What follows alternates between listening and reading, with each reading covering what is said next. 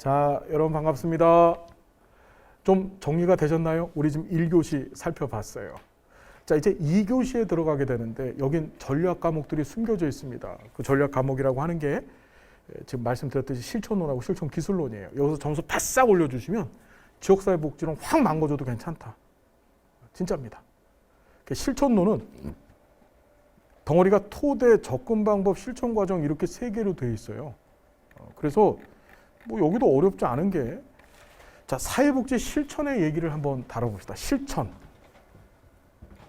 자, 사회복지 실천 얘기를 보면 우리 실천론에서 뭘 공부해야 될지가 보여져요. 여러분, 사회복지 실천이 뭐예요? 정의를 한번 내려봐요.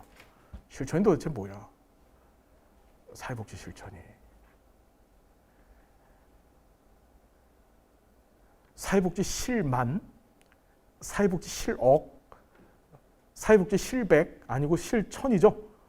하나도 안 웃기다 내가 생각해도. 예. 자, 여기 보면 이래요. 실천은 누가? 사회복지사가. 아우, 이게 제일 중요해. 그래서 실천론에서는 반드시 사회복지사가 도대체 어떤 존재인지를 묻는 문제가 출제됩니다. 복지사가 어떤 사람이냐. 그래서 보면 이래요.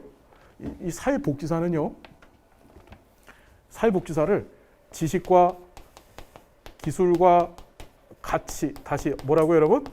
지식과 기술과 가치를 갖고 있는 사람으로 봐요. 그러니까 사회복지 실천 관련된 지식, 그 다음에 사회복지 실천 관련된 기술인데, 자, 우리 시험에 어떻게 출제되냐면 기술은 지식에 기반한다 이렇게 출제돼요. 기술이라는 건 말 그대로 사회복지사가 사용하는 행인데, 실천 행인데, 그 행위를 하기 위해서는 머릿속에 든 게 있어야지만 행위를 할 수 있잖아요. 그래서 지식에 기반해서 기술이 나오는 거예요. 그 다음에 진짜 중요한 게 복지사에 뭐지? 가치가 등장한다. 하루 가치. 여러분, 가치가 뭘까? 가치. 우리 시험에는 가치와 윤리 얘기가 사생결단 출제돼요. 가치, 윤리. 가치는 뭐고 윤리는 뭘까? 가치. 조건. 그렇죠. 자, 보면 이런 거야. 가치를 영어로 value라고 합니다. 선생님, 자, 제가 선생님한테 다이아몬드를 하나 이렇게 보여줬어요. 다이아몬드. 이게 선생님한테 가치 있어요, 없어요? 아주 급하게 또 아주 당당하게 얘기합니다. 다이아몬드 가치가 있어요. 그죠? 다이아몬드 하나 있었으면 정말 좋겠죠. 근데 제가 돼지한테 다이아몬드를 줬습니다. 걔는 그걸 좋아할까? 걔는요, 다이아몬드 크기만한 사료를 좋아하지. 그렇죠? 절대로 다이아몬드가 걔한테는 가치가 없어요. 이해되세요? 여러분, 가치라고 하는 것은 개인마다, 자, 이 가치는 굉장히 개인적인 겁니다. 가치는 개인적인 거예요. 그래서 개인 입장에서 좋으냐 나쁘냐, 난 다이아몬드 좋다고 하셨는데 어떤 사람은 그것이 나쁠 수도 있어요. 이해가 됐죠? 그래서 다시 한번, 가치라고 하는 것은 상당히 개인적인 것이고, 이 가치를 표현할 때는 어떻게 좋으냐 나쁘냐로 표현이 되어져요. 난 이게 좋아? 난 이게 나빠. 이걸 가치라고 하더라. 뭔 얘기인지 이해가 되셨나요? 그게 가치다. 자, 윤리가, 자, 이래서 가치라고 하는 것은 시험에 이렇게 출제돼요. 개인의 뭐하고 관계되어 있다? 신념과 관련되어져 있다.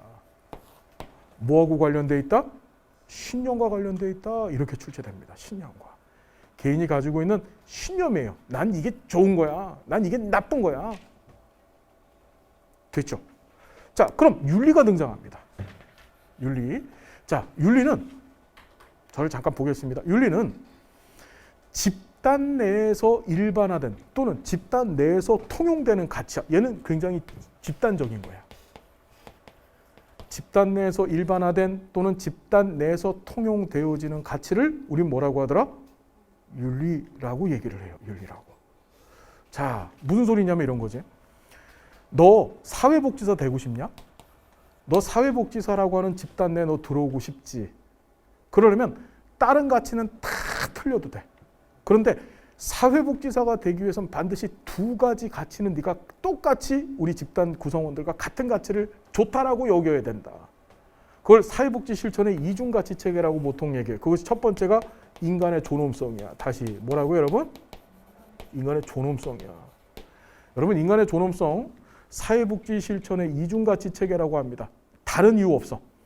인간이라고 하는 하나의 조건만 갖추고 있다고 한다면 얘는 존엄한 존재로 여김을 받아야 된다는 것이 좋은 거야. 자, 우리 요양원 같은 데 가잖아? 그럼 이제 치매 걸린 할머니가 있어. 치매. 야, 이게 추석 때, 설날 때 가면요, 재밌더라고요. 할머니가 응아를 이렇게 하셔가지고 주물주물해서 송편을 만드시는 거야. 야, 선물이야, 이런 거 먹어봐! 이러고 줍니다. 진짜 그렇습니다. 치매가 그렇게 무서운 질환이에요. 심지어는 본인이 그걸 떡인 줄 알고 드시는 경우도 있어요. 여러분, 요새는요, 개들도 똥을 안 먹습니다. 근데 사람이 똥을 갖고 장난을 하고 똥을 먹기도 해. 사람으로 보여? 아니죠. 그럼에도 불구하고 우리는 어떻지? 그가 뭐한 인간이기 때문에 그를 어떻게 여겨? 존엄한 존재로 여기고 그에게 최선의 최고의 서비스를 제공하려고 하죠. 여러분, 그런 게 있어요. 우리 그 공무원 시험을 볼 때요. 공무원들이 시험을 볼 때 보호직 공무원이라고 하는 게 있습니다. 국가직 공무원 중에 보호직 공무원이 있어요. 들어보셨어요? 그 보호직이 뭐냐면 보호관찰소라고 들어봤죠.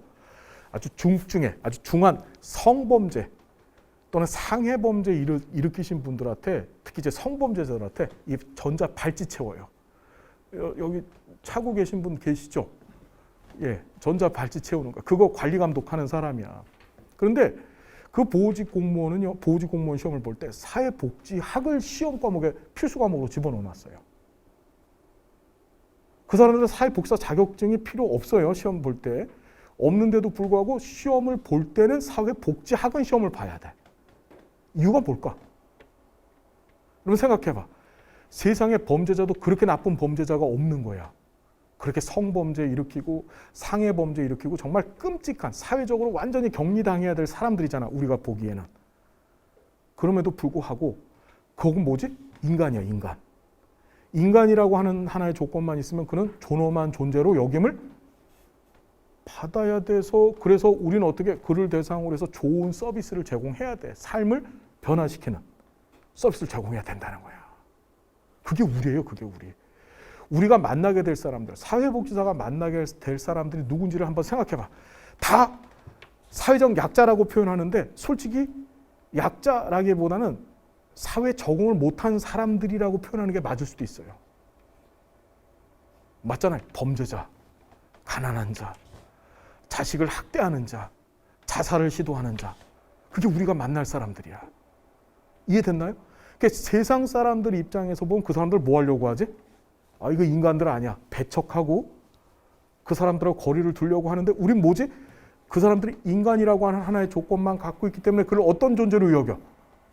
존엄한 존재로 여기고 그에 따라서 아주 좋은 질 높은 최선의 최고의 서비스를 제공하려고 하는 거라고. 그게 우리란 말이야.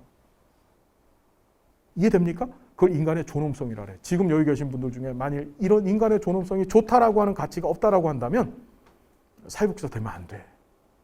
그냥 인간이라고 하는 조건 하나만 갖고 있으면 뭐야? 존엄한 존재로 여김을 받아야 되는 거예요. 우리는 그렇게 해야 돼. 그러니까 우리가 누굴 보고 저 나쁜 놈, 저 우라질 놈 이러면 안 돼. 안 되는 거야, 그건요. 알았죠? 여기서 우라질은 여러분 브라질 옆에 있는 나라를 얘기하는 겁니다. 여러분 욕이 아닙니다. 예. 브라질 옆에 있는 나라가 우라질입니다. 알았죠? 예. 그다음에 두 번째가 사회적 배분정의라 그래. 뭐라고요? 이 두 개는 쭉 기억해야 돼. 시험에 나오거든 이게. 사회복지 실천의 이중 가치 체계라고. 사회적 배분정의. 따라해보세요. 사회적 배분정의. 시작. 자, 이게 뭐냐면 배분하는 거. 디스트리뷰션. 배분이 나눈다라는 뜻이죠. 우린 그게 저스티스. 정의롭다고 여겨야 돼. 되게 멋진 얘기야. 자, 우리가 사는 세상은 어떠냐면, 자, 부자한테 가난한 사람이 가서, 아유, 저 갖고 계신 것 좀 주세요. 그럼 부자가 뭐라 그러죠? 네가 나한테 해준 게 뭐가 있니? 난 너한테 안 줄 거야. 제가 선생님한테, 선생님한테, 선생님, 그 음료수 있으신데 저 좀 주시죠. 어떻게 하시겠습니까? 말로만 하지 말고, 예. 자, 주십시오. 어떻게 하시겠어요? 아, 진짜로? 예. 지금 말로만 하고, 제 선생님한테, 선생님, 그 볼펜이 예쁜데 그거 좀 저 좀 주십시오 이랬어요. 어떻게 하시겠어요? 비싸, 이렇게 나와야지, 그죠? 이게 일반적이야. 그렇죠. 우리가 사는 세상에서는 교환 관계라고 얘기하죠, 그거를. 내가 뭔가 받기 위해서는 제가 나한테 뭔가를 줘야지만 나도 저한테 주는 거야. 그렇잖아요. 근데 사회복지는 뭘 얘기하냐면요. 배분정의, 나누는 걸 정의롭다고 얘기해. 제가 나한테 아무것도 안 줬음에도 불구하고 내가 쟤한테 받는 게 정의로워. 부자는 가난한 자한테 준 게 아무것도 없음. 부자는 가난한 자는 부자한테 아무것도 안 줬는데도 불구하고 부자한테 가난한 자가 받는 것은 당연한 거라고 생각해요, 우리는. 그게 좋다고 생각하는 거예요. 그게 어떻게? 부자들한테 세금 많이 걷고, 부자들이 후원금도 내고 기부금도 내고, 그렇죠? 공동모금에도 참여를 하고, 그래서 그걸 가난한 자를 돕는다? 그걸 우린 바람직하다고 보는 거야. 그걸 사회적 배분정의라래. 여러분, 이 두 가지 가치를 좋다라고 생각하세요? 그래야만 복지사가 될 수 있는 거야. 복지사가. 이해됐죠? 다시 뭐하고 뭐가 있다고? 인간의 존엄성과 사회적 배분정의야. 자, 그래서 자 봅시다. 네가 우리 집단 안에 들어오고 싶니? 복지사가 되고 싶어? 그럼 일로 들어와. 들어올 때 반드시 두 가지 가치는 좋다라고 해. 그럼 그게 윤리가 되는 거예요. 그 윤리는 어떻게 표현되냐면 이 기준을 탁 세웁니다. 윤리는 뭘 세워? 기준을 세워. 뭘 세웠다고? 기준을 세워요. 이 기준을 세워놓고 기준을 따르면 옳은 것이 돼. 뭐가 됐다고? 옳은 것이 돼. 옳은 것. 얘는 좋은 얘기가 아니야. 옳은 것이 되고 기준을 따르지 않으면 그른 것이 돼. 이해됐죠? 네가 우리 집단의 구성원으로서 우리가 정해놓은 기준대로 하면 옳은 것이 되고 하지 않으면 그른 것이 되는 거야. 그러니까 얘는 옳고 그름에 관한 얘기가 윤리더라. 자, 시험 문제 이렇게 나와. 윤리는 가치에서 나온다. 맞아, 틀려? 맞습니다. 그렇게 나와. 가치가, 개인적인 가치가 집단 내에서 일반화가 되면 윤리가 되는 것이기 때문에 윤리는 가치에서 발생하는 거예요. 시험에 출제될 때는 윤리가 가치에서 발생한다 이렇게 출제됐어. 아니다. 가치에서 윤리가 나오는 거예요. 이해가 됐죠? 무슨 얘기인지. 가치에서 윤리가 나오는 것이다. 그리고 윤리는 뭐라고? 옳고 그름의 얘기고 가치는 좋으냐? 나쁘냐의 얘기다. 알고 씁니까? 이해됐죠? 그 윤리는 개인적인 신념에 불과한데 자, 가치는. 근데 윤리는 어떻게 되냐면 행동과 관련됩니다. 뭐하고 관련됐다고? 행동과 관련되어져 있어요. 네가 이 기준대로 행동을 하면 옳은 행동이고 이 기준대로 행동하지 아니하면 그런 행동이 되는 거야. 이게 다 시험 문제 답니다. 복지사들은, 우리 사회복지사들은 이 기준을 갖고 있어요. 이 기준이 바로 무엇이냐? 한국사회복지사 윤리강령이야. 뭔 강령이요? 윤리강령. 무슨 강령? 윤리강령. 자, 윤리강령에서 실천론에서 반드시 한 문제가 출제된다. 반드시. 세상 결단한 문제가 출제된다. 윤리강령에서. 윤리강령에서. 우리나라 윤리강령은 몇 년도에 만들어졌죠? 한국사회복지사 윤리강령이. 이게 이 연도 하는 기억해야 돼. 미국은 훨씬 전에 만들었어 이거를. 1921년도에 미국의 NASW라고 해서 미국 사회복지사협회가 결성되고 나서 50년대에 이걸 벌써 만들었어요. 윤리강령을. 우리나라는 늦었단 말이야. 그래서 어떻게 빨리 만들 필요가 있어서 뭐 했다고? 빨리 만들 필요가 있었었어. 그래서 어떻게 1982년도에 만들었어. 빨리 만들 필요가 있어서 뭐라고? 그래서 몇 년도에 만들었다고? 82년도에. 빨리 만들 필요가 있었던 거예요. 연도 묻는 거 한 번 나왔었어. 한국 사회복지사 윤리강령 몇 년도 만들어져서 이렇게 나왔었어. 빨리 만들 필요가 있었어. 설마 이걸 2082년이라고 생각하거나 또는 1882년이라고 생각하는 사람은 없겠죠. 예, 그런 사람 외계인이야. 1982년에 만든 거야. 빨리 만들 필요가 있어서. 알았어요. 몰랐어요. 자, 그래서 윤리강령이 좀 공부할 게 좀 많다. 시험 문제가 나와서. 자, 봅시다. 그래서 복지사가 있고 복지사가 지식기술 가치를 갖고 있어. 자, 봅시다.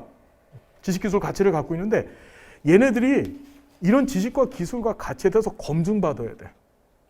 뭘 받았다고? 누구한테? 국가로.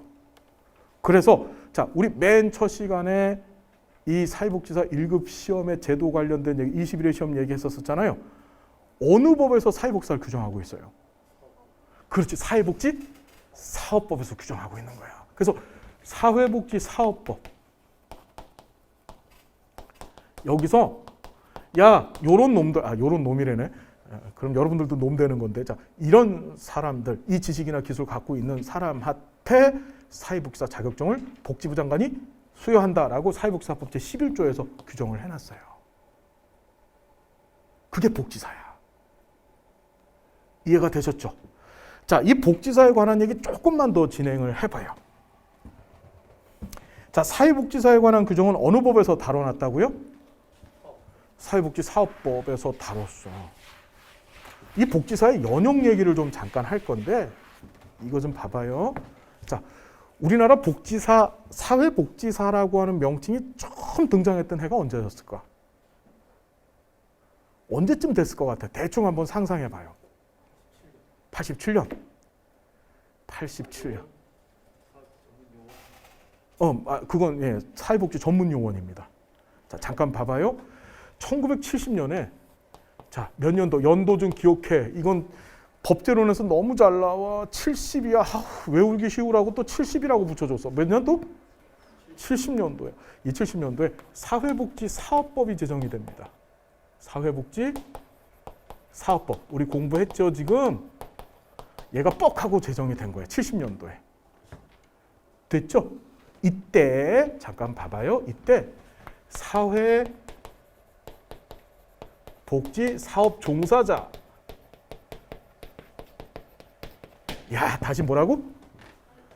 사회복지 사업 종사자라고 하는 명칭을 갖고 사회복지사가 시작됐다. 이름이 다시 한번 뭐라고? 사회복지 사업 종사자. 좀 그렇잖아요. 우리를 갖다 놓고서 야, 쟤 사회복지 사업 종사자야. 그러고 했었던 거야. 우리를. 그러다가 잘 봐. 자, 1983년이야. 몇 년도? 이야, 83년이야. 아주 팔팔하고 삼삼했던, 이 팔팔하고 삼삼했던, 다시 몇 년도 여러분? 83년도에 사회복지사 자격제도가 도입돼요. 너무 재밌지 않아? 82년도에 이미 사회복지사 윤리강령이 만들어졌어요. 한국사회복지사협회에서. 근데 83년도 들어서 사회복지사업법 개정을 통해서 사회복지사 자격제도가 이때서야 등장한 거야. 자, 우리 시험에 어떻게 출제되냐면 사회복지사 자격제도는 1980년대 초에 시작되었다. 이렇게 나왔어. 맞아, 틀려요? 83년은 초야, 아니야? 대학생, 예. 83년은 초야, 예. 85년은 중, 86년, 7년, 8년, 9년은 후. 이런 것까지 우리가 공부할 필요는 없겠다고 생각하는데, 자, 그게 80년대 초에 등장한 거야. 그게 몇 년도? 83년도에 등장을 했어요. 그래서 이때, 자, 봐봐. 등급이 1, 2, 3등급. 다시 몇 등급이요? 1, 2, 3등급 제도도 같이 시작했다. 몇 년도에? 83년도에. 그러니까 한국사회복지사협회에서 이미 사회복지사라는 용어를 쓰기 시작했고, 법적으로 사회복지사 자격제도가 도입되어진 건 몇 년도다? 83년도예요. 됐죠, 여러분? 자, 사회복지사 관련돼서 몇 가지를 더 기억해야 돼. 이게 팔팔하고 삼삼한 사람들한테 어떻게 사회복지사 자격증 제도가 도입되고, 이때부터 사회복지사라고 하는 용어를 쓴 거야. 몇 년도서부터? 83년도서부터. 됐죠? 그렇다가. 자, 무슨 일이 벌어졌냐 하면 1997년이에요. 몇 년도요? 이 구질구질 맞았던 이 97년도에 이 복지사들 1, 2, 3급으로 구분했다 그랬잖아요. 이때는 어떻게 했냐면 대학만 졸업하면 다 1급을 줬어요. 4년제를 나오면. 안 되겠어. 이것들 자꾸 질이 떨어지고 있어. 잡것들. 질이 떨어져, 이 잡것들. 왜? 공부를 안 하잖아, 그죠? 그래서 어떻게? 지식을 갖고 있다는 것을 검증하기 위해서 이 97년도 역시 사회복지사업법 개정이 되면서 1급 시험 제도가 처음으로 법에 실려요. 몇 년도에? 97년도에. 너무 시험에 잘 나와. 몇 년도? 97년도에 1급 시험 제도가 처음으로 도입돼서, 자, 1회 시험을 몇 년도에 봤는지도 중요해. 2003년이야. 이게 먼저 시험에 한번 나왔거든. 1회 시험 언제 봤냐고. 그랬더니 본인이 18회인가 그랬었어요. 이게 시험 문제 출제됐던 게. 본인 18을 빼고 앉아 있는 거야. 아, 올해에서 18을 빼면 시험 처음 본 해가 나오겠죠? 예, 그럼 이런 곰탱이 같은 방법 쓰지 말고 그냥 어떻다? 97년도 법 개정을 통해서 1급 시험이 처음 도입돼서 몇 년도에 처음 시험 보기 시작했다? 2003년도에 제1회 시험을 보기 시작했다. 이렇게 출제되는 거예요. 실천론에서. 알겠디요? 예. 알겠습니까? 예, 지금 북한말로 하고 있어요. 예, 됐습니까? 자, 여기서 하나 더. 2017년이야. 몇 년도요? 2017년도에 사회복지사업법 개정을 통해서 기존의 1, 2, 3등급, 언제부터? 83년부터 1, 2, 3등급에 썼었잖아요. 근데 이것이 1, 2급으로 줄였다. 1, 2급으로 줄어들어요. 알았나요? 법이 2017년도 개정돼서 2018년도서부터 1, 2급만 남은 거야. 상급 없어지고. 됐죠? 또 2018년도 사회복지사업법 개정을 통해서 자 2020년도서부터 몇 년도서부터요? 2020년도서부터 전문 사회복지사 자격제도가 도입됐다. 올해 시험에 나올 거야. 그 전문 사회복지사 자격제도가 첫 번째 정신건강사회복지사. 얘는 원래 있었었어. 근데 의료사회복지사와 학교사회복지사 제도가 처음으로 국가자격증으로 도입된 거야. 그래서 2000 몇 년도부터? 20년부터 이 법이 시행이 됐어요. 이때 코로나 터졌잖아. 그래서 이걸 좀 못 뽑았어. 얘네들 수련을 받아야 되거든. 지금 수련을 시작했어. 지금 의료사회복지사 7,000명 뽑겠대. 7,000명. 이게 의료사회복지사를 데려다가 2019년부터 시행했던 그 지역사회 커뮤니티 케어의 사례관리 요원으로 쓰려고 의료사회복지사 제도를 도입한 거거든요. 이런 때가 기회잖아. 의료사회복지사도 좀 해보셔. 학교사회복지사도 지금 이제 실습이, 수련이 시작이 됐어. 무슨 말인지 알겠나요? 지금 기회야, 기회. 이런 꿈을 갖고 좀 나가보셔. 자, 복지사의 연역은 하나, 둘, 셋, 넷, 5개는 죽어도 기억을 해야 된다.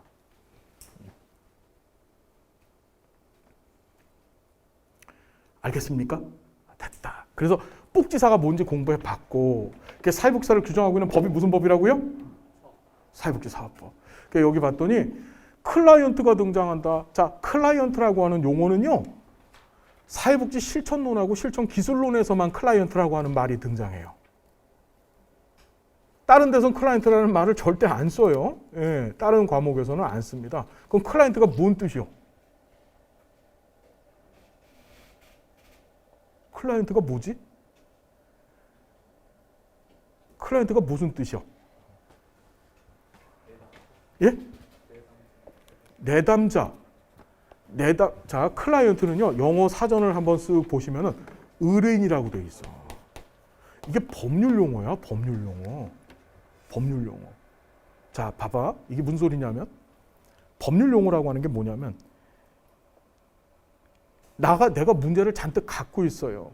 그러니까 정확히 클라이언트를 표현한다면, 변호사라고 하는 법적 전문가한테 가서 자신의 문제를 의뢰한 사람을 클라이언트라고 얘기하는 거예요. 그럼 여긴 전제가 있어. 첫 번째가 나는 문제를 갖고 있다는 사실을 내가 알고 있어. 나는 이 법적인 문제를 좀 해결했으면 좋겠는 거야. 근데 지능력 갖고서 문제 해결이 돼 안 돼. 지가 법적 지식이 없는 거야. 그래서 어떻게? 돈 주고서 누구한테 찾아가? 돈을 내고서. 법적인 전문가, 법에 대해서 정말 잘 알고 있는 변호사를 찾아가죠. 그 사람은 뭐야? 법에 대한 전문가야. 그 사람의 도움을 받아서, 그걸 우리가 원조라고 얘기하는데, 도움을 받아서 자신의 문제를 해결하는 거예요. 이해돼요? 자, 실천론에서 클라이언트라고 표현한 이유는 뭐냐면 이런 거지. 클라이언트가 문제를 갖고 있어, 지금. 근데 지 문제를 스스로 해결할 수 있는 만한 능력이나 역량이 돼, 안 돼? 안 되니까 누굴 찾아가? 전문가인 사회 복지사를 찾아가는 거야. 그러니까 클라이언트라고 하는 용어 내에 뭐가 있지? 복지사는 뭐가 되는 거야? 순식간에 문제 해결의 전문가가 되는 거예요. 그 도움을 받아서 자신의 문제를 해결하고자 하는 사람을 우리는 클라이언트라고 하는 거예요. 이해됐죠? 그때 이 사회복지사가 야 너 잘 왔다 야. 이 클라이언트와 사회복지사가 그래 지금부터 내가 너를 도와줄게. 그걸 우리는 원조라고 표현해. 뭐라고요? 원조가 뭔지 공부할 거예요. 원조 교재 아니야. 원조야 그냥. 그래서 원조라는 말이 무슨 뜻? 영어로 어시스턴스야. 우리가 농구할 때 어시스트 하잖아요. 그죠? 죄송합니다. 이게 콱 울리네요. 나 70kg밖에 안 되는데. 자, 그래서 원조 한단 말이야. 그러니까 어시스트 하죠? 어시스트가 뭐지? 골은 누가 넣어? 그렇지. 슈터가 놓는 거고 어시스트는 뭐 하지? 도와주는 거야. 원조라고 하는 이 말의 의미에서는 궁극적으로 자신의 문제를 해결자는 누구지? 클라이언트? 자신이야. 복지사는 뭐 해준다는 뜻이야? 네가 네 문제 해결하는 걸 도와준다라고 하는 의미가 그 안에 담겨져 있는 거야. 원조가. 우린 뭐 하는 사람들이야?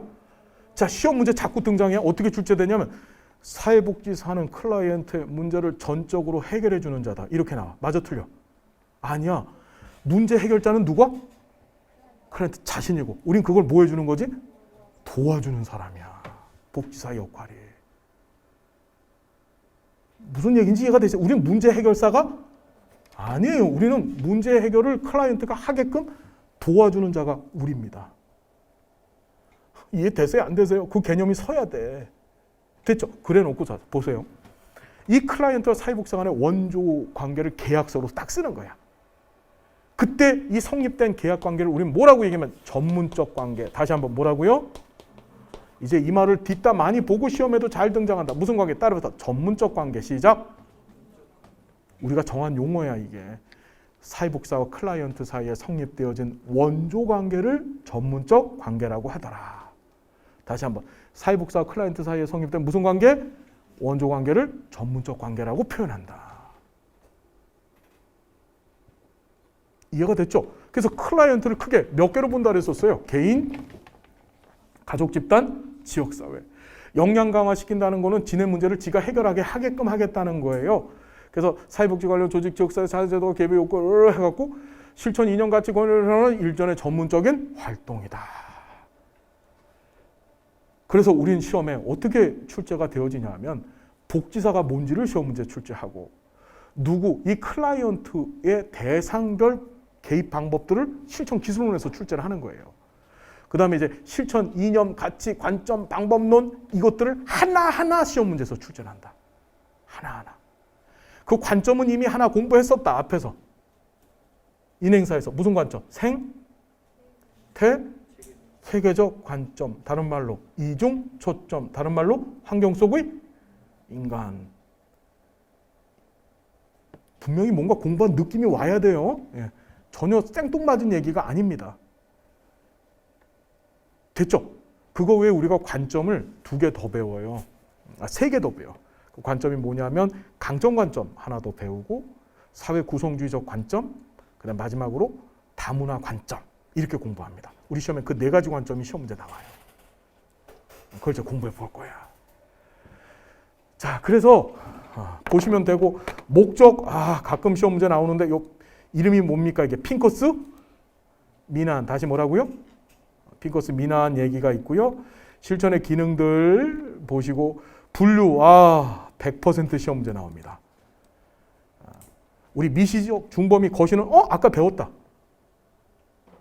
아까 전에 배운 기억이 나지요. 예, 그래서 미시 중범위 거시에 관한 얘기인데 직접적 실천, 간접적 실천에 관한 얘기들은 반드시 시험 문제 출제된다. 얘는. 그 다음에 실천의 이념이 등장을 해요. 얘도 시험에 꼭 나와. 반드시. 그래서 인도주의가 등장합니다. 무슨 주의요? 인도주의. 다른 말로 박애사상이라고 얘기해. 인도주의가 뭘까? 잠깐만 얘기해보고 가요. 인도주의가 뭐죠? 인도 사람들의 생각이 인도주의입니다. 그렇죠? 한국 사람들의 생각은 한국주의. 맞죠? 놀라운 사실은 지금 그걸 필기하고 있습니다. 인도 사람들의 생각 이렇게 해서 인도주의 이제 공부를 해보겠지만 인도주의는 이런 거야. 종교에서 나왔어요. 주로 어떤 종교든지 이렇게 얘기를 해. 야 부자 너가 있는데 너 왜 부자 됐는 줄 아냐? 나한테 축복을 받아서 부자 된 거야. 여러분 인도라고 하는 뜻이 뭐죠? 사람 인자의 길도자입니다. 즉 인간이 가야 될 길이란 뜻이야. 그 뭐냐? 신이 나한테 축복을 줬어요. 대신 신이 나한테 명을 내렸어. 축복의 조건을 제시한 겁니다. 바로 뭐냐? 너는 가난한 자를 도와야 되는 거야. 무슨 말인지 알겠어요? 인도주의의 핵심은 부자는 가난한 자를 어떻게 한다? 그게 인도주의야. 그게. 이해됐죠? 그렇게 출제가 돼요. 이걸 다른 말로 박의 사상이라고도 하더라. 자, 인도주의의 똑같은 말이 뭐라고요? 박의 사상은 넓을 박제 사랑의 자입니다. 즉 넓게 사랑하라는 거예요. 우리 사랑을 하면 일단 나를 사랑합니다. 나 자신을 사랑해서 나한테 밥을 먹이고 나한테 옷을 입히고 내가 좋고 따뜻한 데서 잠을 자잖아요. 그다음에 가족 정도를 사랑합니다. 근데 그걸 확대시켜서 어떻게 하라고? 생판 모르는 사람도 사랑하라는 거야. 그 사람한테도 베풀라는 얘기죠. 부자가 되면. 그게 인도주의다. 뭔 얘기인지 알겠죠? 인도주의. 자, 보시면 인도주의, 사회진화론도 시험에 잘 나오고 개인주의, 이타주의, 요번 20회 시험 때 이타주의도 출제됐고 인도주의도 출제됐고 사회진화론도 출제됐어요. 다시 얘기한다면 요 2년 부분에서 세상결단 시험 문제 하나 꼭 나온다. 그 다음에 역사 얘기가 등장합니다. 역사. 우리 실천론에서 다루는 역사는요. 미국의 역사, 영국의 역사 두 가지를 갖고 공부해요. 그때 영국 역사에 자선조직협회 들어봤죠, 여러분? 그 다음에 인보관운동 두 가지 공부할 겁니다. 두 가지. 그래서 여러분 역사 문제 때 이 자선조직협회하고 인보관은요. 이걸 잘 공부해 두시면 지역사회 복지론에서도 자선조직협회 인보관이 꼭 나와요. 지역사회 복지 역사, 지역사를 기반으로 한 역사적 활동이거든요. 그러니까 여기서 공부를 잘 해두시면은 인보관하고 자선조직협회에서 각각 한 문제씩 해서 두 문제 맞춘다. 지역사회 복지론까지. 알겠습니까? 그렇게 정리해 두시면 되고 이제 같이 공부해 볼 거예요. 인보관 운동까지 쭉 정리하신 다음에 그 다음에 이제 서구 사회복지 실천의 역사에서 미국 역사를 간략하게 다뤄볼 겁니다. 덩어리로 나눠서. 알았죠? 예, 그 전문학이, 분학이 시험에 아주 잘 많이 등장하죠. 특히 여기 보시면 통합의 시도기 또는 분학이 통합의 시도기라고 하는 20에서 50년대 사이인데 이때 앞에서 말씀드렸던 진단주의, 기능주의가 등장하는 거예요. 뭐 진단주의, 기능주의는 보시다시피 시험에 잘 나온다, 안 나온다? 그냥 나온다. 그냥 나온다. 너무 중요한 사회적 이슈이기 때문에 우리 사회복지 관련 이슈이기 때문에 꼭 출제되어진다. 이 내용도 우리가 다뤄볼 겁니다. 그리고 통합기에 등장을 하고 이제 우리나라 역사야. 자, 역사 우리나라 거 한번 좀 볼까요? 테마 6을 잠깐, 8이에요, 6이에요. 왜 눈이 이렇게 흩어져서 보이지? 6이죠? 예. 예. 여러분들 눈 좋아서 좋겠습니다. 예. 그래서 21년도 태아 여자관 설립, 아예 대놓고서 21년도에 이걸 31년도 태아 여자관 설립이라고 출제된 적이 있었어요. 그래서 회차가 많은 것들은 연도까지 통째로 같이 기억을 해주셔야 된다, 맞다? 반드시 기억을 해야 돼. 이거 외우는 방법 이제 같이 나눌 거예요. 무슨 말인지 알겠죠? 뭐 이거 지금 여기 보면 87년도 전문 요원 얘기 있잖아요. 그죠? 예. 얘는 출제가 실천론, 지역사회복지론, 행정론 세 군데서 그러니까 이 87년도 사회복지 전문 요원 얘기가 시험에 안 나온 적은 단 한 번도 없었어요. 어떤 영역이든지 꼭 출제가 되어진다. 알았죠? 80 몇 년도? 7년도 꼭 어떤 일에서도 출제가 되기 때문에 얘는 잘 정리해 두시고 나머지 것들 지금 다 기출 회차 표기된 것들 위주로 해서 우리가 시험 얘기를 해볼 거고요. 여기 봤더니 지역사회 복지계획 얘기가 등장합니다. 여러분 저 잠깐 보시면요. 내년이 제5차 지역사회 보장계획 시행연도예요. 내년이. 우리 지역사회 복지계획, 지역사회 지금 보장계획이라고 얘기하는데 내년이 5기 시행연도고 그게 지금 전국에 있는 사회복지학과 교수님들이랑 각 시군구 시도에 있는 전담 공무원들이 밥 먹고 하는 게 지금 지역사회 보장계획 수립하고 앉아 있는 겁니다. 내년도 지역사회 보장계획은 시험에 나올까 안 나올까?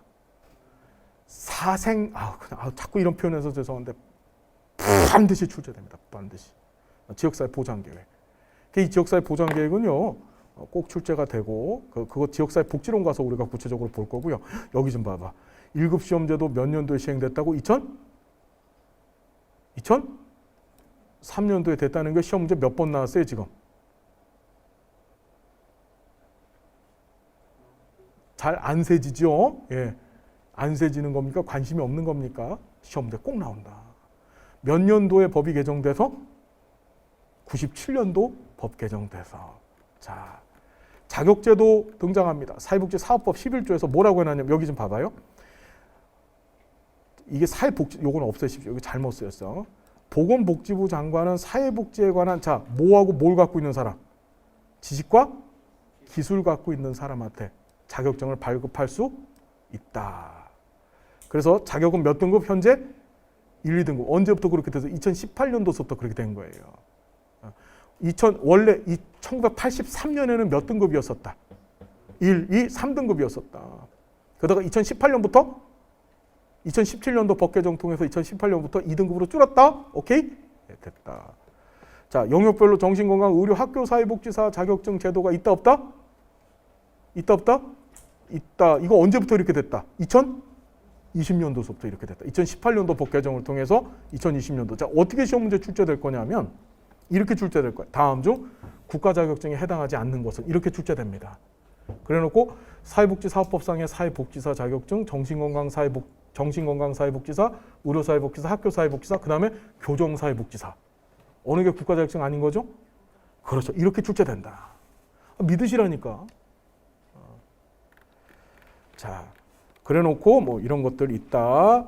자, 사회복지사의 전문적 실천 기반인데 얘는 실천 기술론에서도 출제가 됐고요. 이건 나중에 이제 살펴볼까 어렵지 않아. 자, 지금 시험 문제 가장 잘 나오는 핫 이슈가 인권입니다. 뭔 권? 인권입니다. 인권.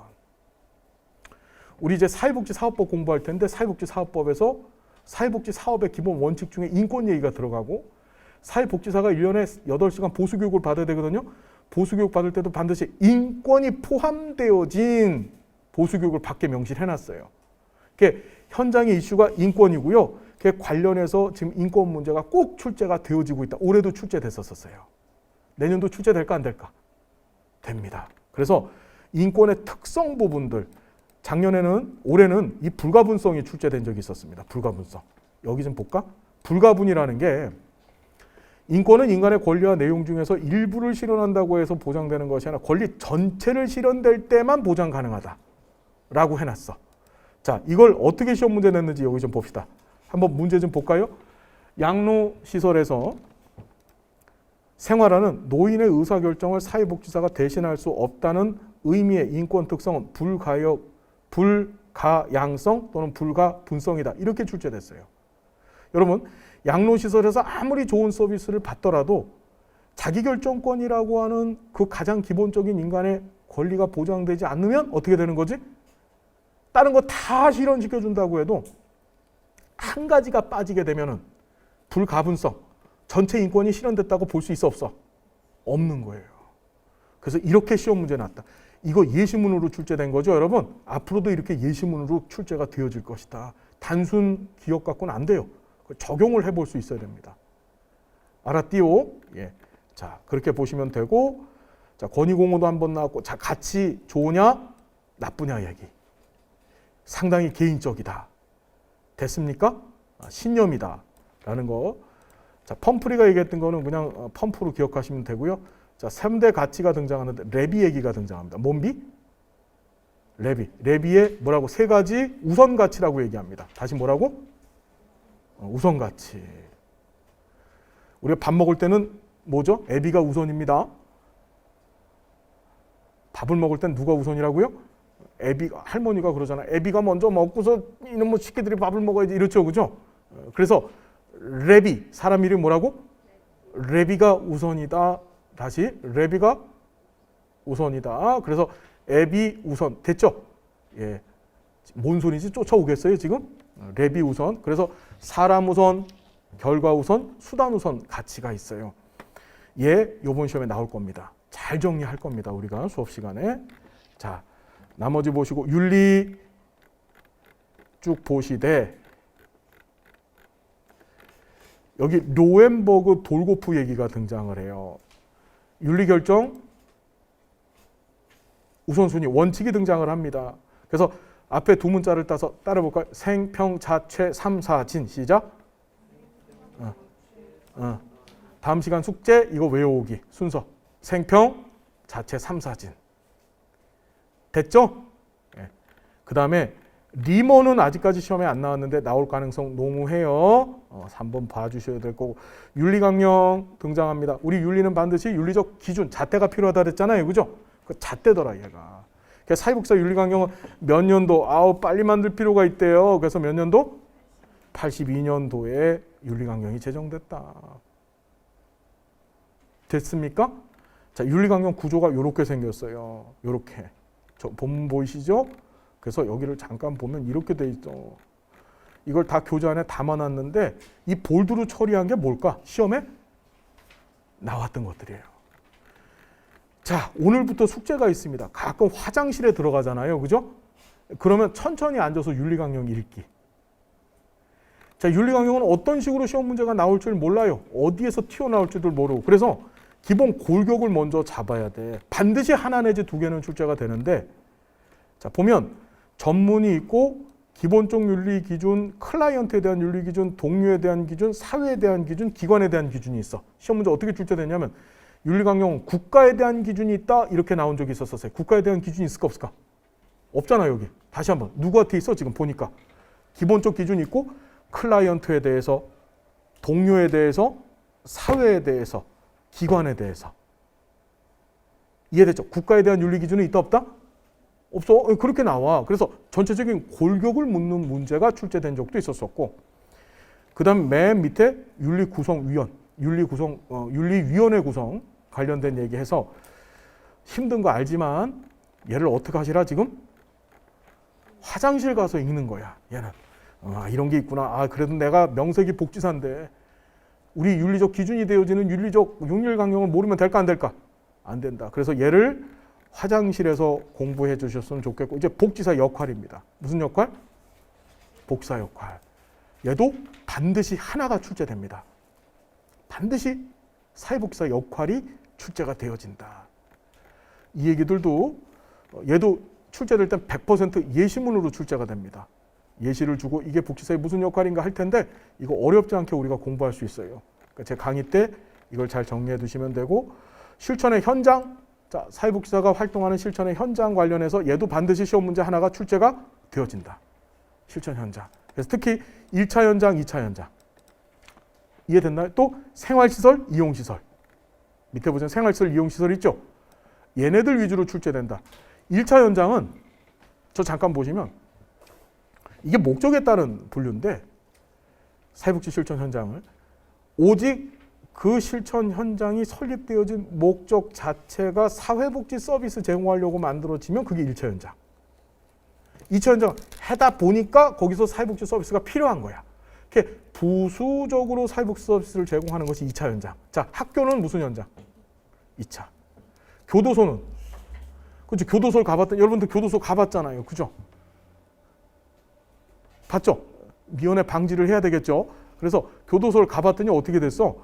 이게 뭐 교정하라고 갔는데, 교정대라고 갔는데 거기서 뭐 그 폭행범은 상해를 더 배워갖고 오고, 그죠? 뭔가 하나씩 더 익숙해져 갖고 오잖아요. 그래서 거기에 교정복지사들이 요새 활동을 많이 하세요. 군대도 마찬가지입니다. 군사회복지사님이라고 계시죠? 군대도 몇 차 현장? 2차 현장입니다. 이게 군대 가가지고 애들 왕따하고 뭐 매 맞고 뭐 여러 가지 이슈들이 많잖아요. 그죠? 자살도 하고. 그런 문제들 때문에 군사회복지사 영역도 좀 확대되고 있어요. 근데 국가자격증은 아니다. 기억해 두셔야 돼. 자, 그래서 이런 현장에 관한 얘기들도 할 텐데 우리 교재 안에 예시문이 있어요. 이 예시문이 이제까지 출제됐던 걸 다 담은 거야. 알았죠? 출제문. 그 다음에 실천의 접근 방법. 앞에서 생태체계적 관점 배웠고 두 번째가 강점 관점 공부할 거고요. 강점 관점에선 반드시 한 문제 나와요. 그리고 강점 관점이 반영되어진 실천 모델이 있는데 그것이 역량 강화 모델이라는 거예요. 그것도 공부할 겁니다. 자, 쭉 내려가 보시면 사회 구성주의적 관점이 이게 실전 기술론과 관련해서 시험 문제 한번 출제된 적이 있었었는데 앞으로는 이제 자주 출제될 겁니다. 왜냐하면 실천 현장이 지금 강점 관점을 넘어서 사회 구성주의적 관점을 많이 요구하고 있거든요. 그래서 이것도 공부해 볼 거고 통합적 접근 여기서 두 문제 정도 출제가 돼요. 그건 이제 우리가 다뤄볼 거니까 걱정하지 마시고 같이 함께 해주시면 되고 통합적 관점이 반영되어진 통합적 접근이 반영되어진 모델들을 공부합니다. 그래서 펄만의 문제 해결 모델, 핑커스 미난의 4체계 모델, 콤튼 갤러웨이의 6체계 모델, 저메인 기타만의 생활 모델, 골드스타인의 단일화 모델 이렇게인데 우리 시험에 압도적으로 출제되는 건 문제 해결 모델 잘 나오고 핑커스 미난은 잘 나옵니다. 콤튼 갤러웨이도 잘 나와요. 예시문으로 각 체계가 뭡니까? 이렇게 출제를 하더라. 저메인 기타만은 안 나와요. 그냥 기억을 해두시고요. 그 다음에 뭐가 등장했다? 통합적 접근이 반영되어진 실천 방법으로 사례 관리. 다시 무슨 관리? 사례 관리가 뭔가요, 여러분? 떡을 먹다가 목에 사례가 탁 걸렸어요. 그때 사회복지사 가서 어떻게 등을 톡톡톡 두들겨주는 걸 사례? 혼난다. 사례 관리라고 하는 거 이제 공부하실 텐데 사회복지 실천 대상 중에 특이한 대상이 있습니다. 이 사례 관리의 대상은 일반적인 실천 대상이 아니라 두 가지 조건을 갖고 있어야 돼. 그게 만성적 복합적 욕구. 다시 한번 뭐라고요? 만성적 복합적이야. 여러분 만성적이란 말이 무슨 뜻일까요? 만성적. 우리가 만성질환 하잖아. 당뇨, 고혈압 이런 게 만성질환이죠. 그럼 여러분 이 만성질환은 치료가 돼 안 돼? 그냥 관리하는 거죠. 자, 그래서 만성적, 복합적이라는 말은 무슨 소리일까요, 여러분?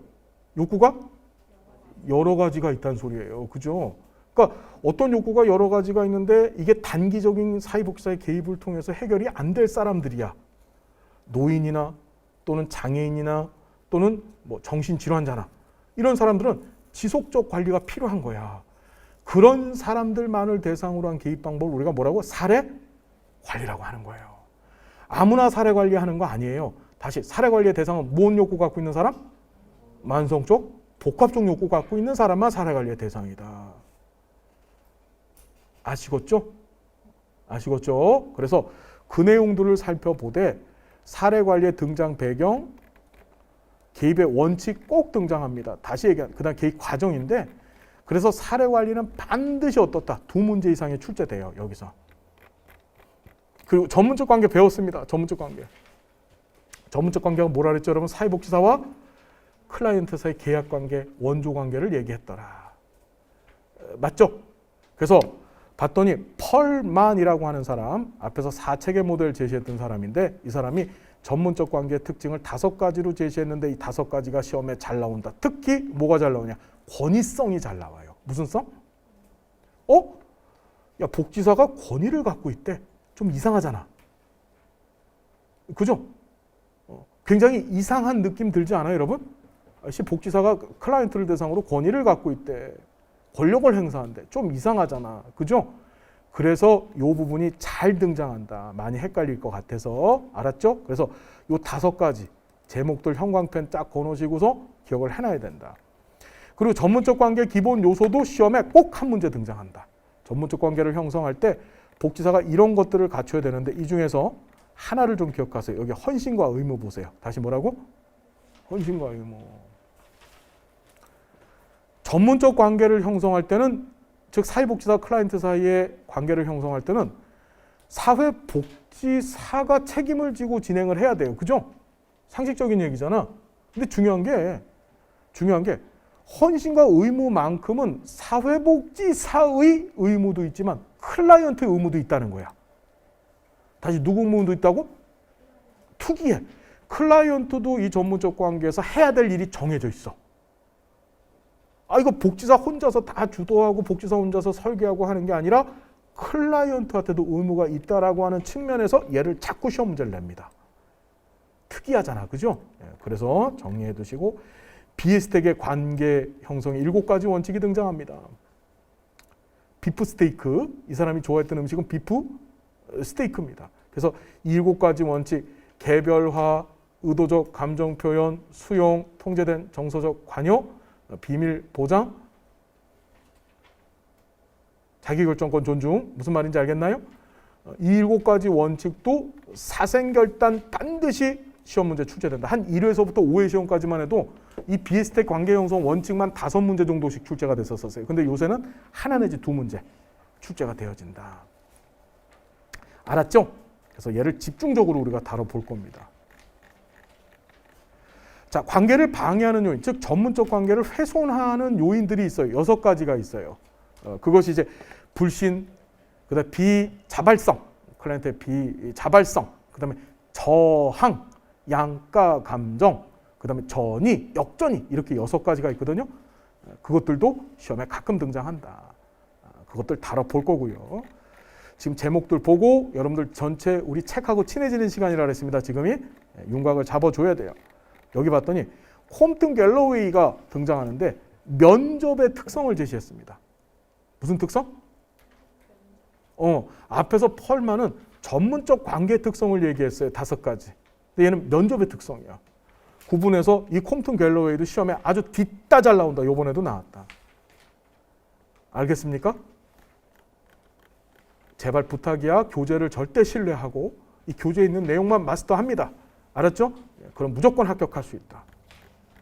자, 그 정도 보시고 이제 실천 과정입니다. 여러분 사회복사가 실천을 할 때는 한번 볼까? 현장에 계신 분들도 계시는데 사회복지 실천을 할 때 맨 처음에 하는 걸 우리가 뭐라 그래요? 접수. 접수를 영어로 인테이크라 그래요. 아, 그래요? 접수를 해 맨 처음에.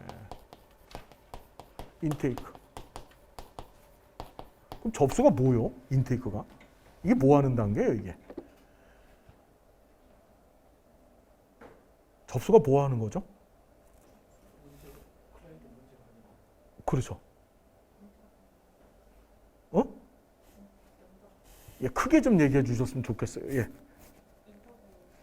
인터뷰, 면접하는 거 다 면접해요. 예, 개입을 할 때도 면접이라고 하는 얘기가 뭐죠, 여러분?